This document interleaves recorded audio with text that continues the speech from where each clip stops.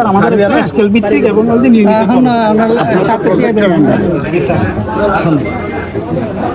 বাংলাদেশের প্রতিটি প্রজেক্ট যতদিন চলবে ততদিন আপনাদের নিশ্চয় এরপরে তো চাকরি এক্সটেনশন করার সুযোগ নাই। তবে এখন 7 ফেজ পর্যন্ত মানবিক দিক বিবেচনা করে একটা প্রকল্প শেষ হয়ে গেলে সেকেন্ড ফেজ শেষ হয়ে গেলে থার্ড ফেজ, এভাবে হতে অনেকের 31 বছর হয়ে গেছে।